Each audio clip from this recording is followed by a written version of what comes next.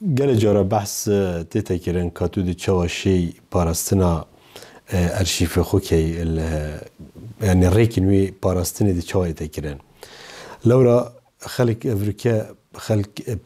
باجار خودتن یاسین دو چواشی يعني افریقیا بو خلق کی دیار کی کو تو خدان کلتورگی تو خدان جای کی ان او جه تولی يعني اللي جاو مظلوم بوي هم دي بحث باجار دوگی کین تو چواشی افریقیا وی ناسنامه بو خلق کی دیار کی بیجه کو منجی رو رشالت خویت هین کو باجار من جکوندا افجیت هنی لهاتینا پاراستن آن افجه لهبوینه گله که تین سردانا وی باجاریت کن که چوکو نزیکی دو دروازین سرکینه یه ابراهیم خلیل و هر واسا سوری ده که اوه ریکه کن بو خلقه که بیانی که قصتا وری بکن که درگه ایکیه که الباجار دهوکیه تو هگر تنبیتن اف جه پاراستنا هندک جه تهبتن تو پاراستنا وانا نکی کی دخوله کتا خودان افریقیا تشتت لپید مدا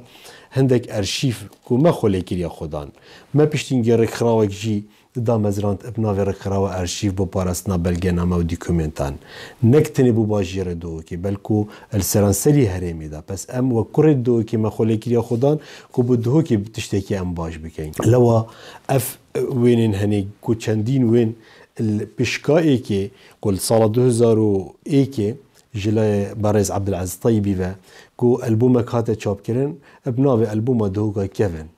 اوه البومه کچان دنگی خواه بو صدای خواه بو اتناف اوی باجری دا چندین قطابیا yani yet master و دکتورای استفاده جوی البومه ورگرتن اری وقت استفاده لورگرتن ما بردامی دا اوه کم کرنا ارشیفی و حتی نوکپتریا 876 وینن دو که ما یت کم کرین بو پشکایی که ما یا تحديث كري ما زيادة كرين إضافة ما يذكرين وبشكا دويجي حتى نو كس ما چند درجة جي هند جهات عين كوبشين دعم في بروجي بكين كس خلينا كرا خدان چكو بوشي نجلك خما كمازن بويا أرشيف هبيتن آن نبيتن لوا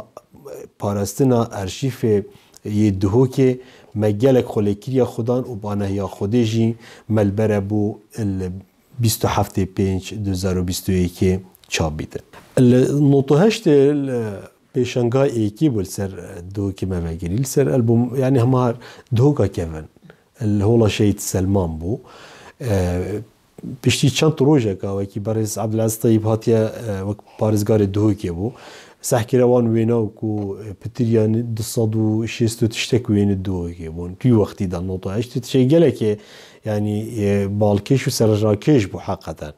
والوي بيشانجي نبتني تخا كامرواتات روجا ايكي احتمالا وك افتتاحيا وفكرنا وخلق كي ايكو دس نشان كريبو بس ايفاريا داس حكايه جينكي بعبايا و بيرامير بعمرن وهميه شنو تاني بصحت يعني بيراتنا اول ما كيركو بيشانجي كانت روجا كنت خلاص دي ايتا بس يا مهم او تكريا يعني كتابك هوصا اوه بتجدره که اوی باجری قرفه کرنا البومی جی کم کرنا اوان وینا اتناف البومه که دا اوه ده بتجدره که سرکی اوی باجری هنده که تین اوید که خماتشتی را بکن ابزانه ده هر يعني ده جهیتا وی آرمانجاوید ویتن هر کسا که بید هر کسا که بید خوب پیش بخیتن کس ناید بیشتر تورد از هری کاریت بکن بالعکس دی عوایق دی ریکلت گرید دی بوده یعنی گلک سیمون خوشه دی انت تریکا دادا داتو پیش نکوی اما طبیعت بشری کس جی خلاص نبوده لو او کسی یعنی اگر باجیر دو که خمایی بتن دیگه کاری کاریت گیرن همی گاوا هاری کاریا مادینی نه کتو بیجه از ده ولا مدویتن هاری کاریا منا مادی بکتن نه هنده جارا وقت تو گلکا جوا دو که وقت ارشیف خدا من او هاری کاریه که او زانتن از ده چاپارزم او بلا حتی 100 سال دیجی الدفی بتن ما اگر کسی که استفاده لی نکر استفاده چوا مثلا قطابیت هند استفاده لیکن دزگیت امنیت هند استفاده لیکن زانکویت هند استفاده لیکن از چوما